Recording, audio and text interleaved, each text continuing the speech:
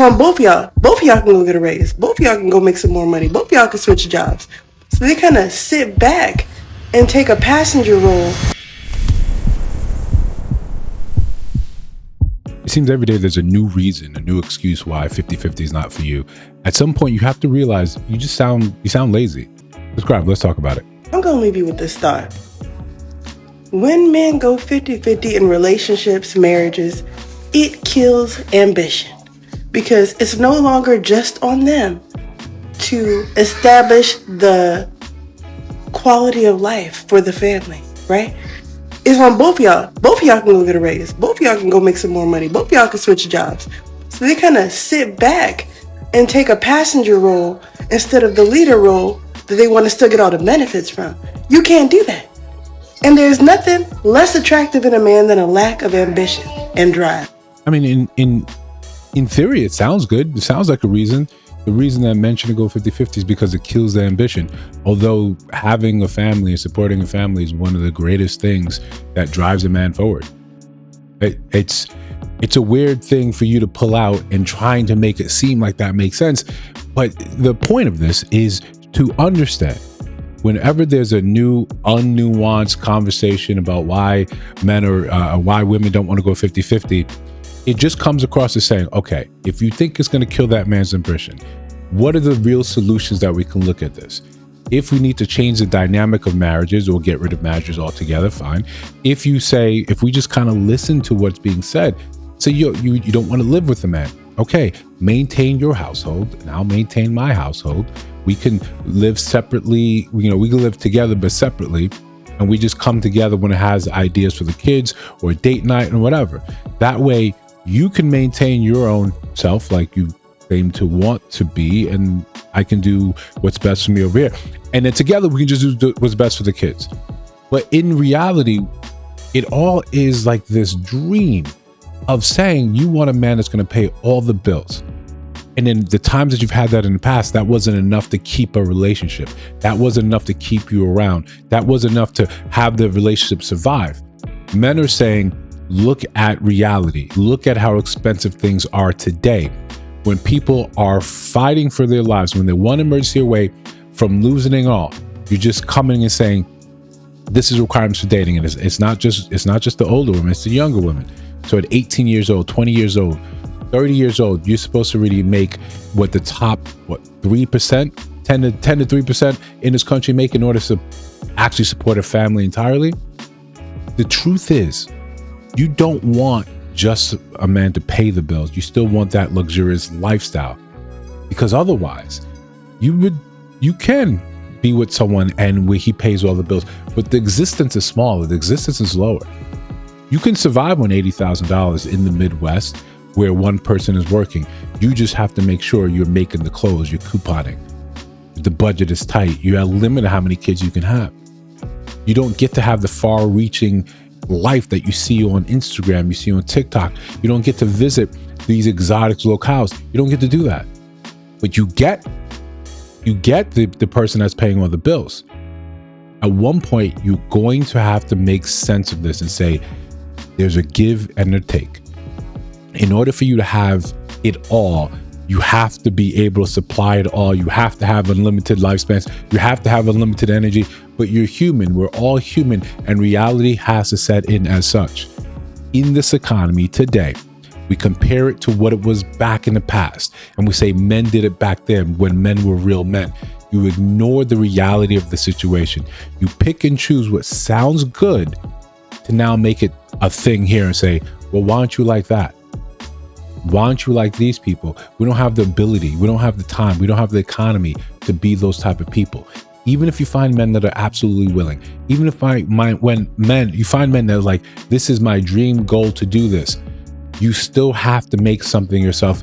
And furthermore, moreover, it's going to take you time. You're going to be in your 40s before you have that ability comfortably to say, yeah, I can support you and an entire family. But we want what we want, and we want it now. And then when we can't get it, we never look and say, this may be an internal issue. When the onus is always on men to perform better, to do something new, to fix a problem that is outside of bounds to fix, then it's something wrong with the men. You're giving men a task that they cannot in mass complete. The data shows that. The data has always showed that. When you look at this under this guise of this economy, it's not an ambition problem. It's not a stick-to-it problem. There's always going to be a 10% that are successful in that regard. As things become more expensive, as inflation continues to take hold, it simply pushes that 10% even further. Just the same as we're saying now that $100,000 is worth the same that is worth about $50,000 now compared to what 2020 prices. Whatever. The point is, there's always going to be a top percent that pushes things further. As life gets more expensive, that number to maintain a single household gets more expensive. I saw the last time I saw the average, you have to make up something like $168,000 if you just for an average family. How many people are making that, even combined? You want things that don't make any sense. What we end up doing is taking disparate sort of ideals and without the goals and the what actually takes to make things happen. Because we don't understand this deferred gratification anymore, because we can't see behind the scenes, we don't know what it took for that person to get there. You just see them there. You just see the Porsche 911. You don't see what it took for him to get there to afford this properly and comfortably. That's why the average age for a lot of successful people are in their 40s. You want this and you want it now. You don't care that what actually supplied that isn't actually true. You don't care what the boring Tuesday, Wednesday actually looks like. We want what we want, and we have this idea of what it's supposed to look like. But we don't have an idea about the work that it takes to get there. We don't have an idea about when those people are there, the amount of respect that's deserved for those people. If you made it on your own in this challenging economy, you made something of yourself. In order for you to be one of those top 10% earners, then you actually deserve that respect. But the expectation on men now is just, you're supposed to do this. And if you fail to do this, I can't come in and help you. I can't come in and assist you, because then you're going to lack the ambition. You're going to lack the drive. It's going to kill. All this stuff is made up.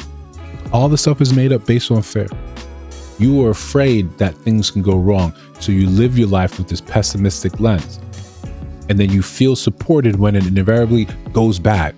Life is full of challenges. Life will get difficult. Life is going to have obstacles laid out in front of you. And the minute you hit something, you see, I knew it. See, I knew it. You get confirmation that things were going to go wrong. They were going to go wrong anyway. It was bound to happen. You have to do yourself the same diligence and justice of saying, what if it works out? What if I get with someone and we do well together and we change the dynamic of our family for generations? We don't hold on to that. We're so primed for things to fail. So when they do, we're not surprised. We think that this prevents a modicum of hurt, of pain, of disappointment. But in reality, it just prepares you for your exit strategy. I didn't want to do this because I don't want to support a man because when I do, when he gets on, he's just going to leave me. That's a fear. That's out of fear. That's not out of, if I support this man now, look at the heights that we can go to. Until we have these sort of real balancing conversations, we're going to come up short.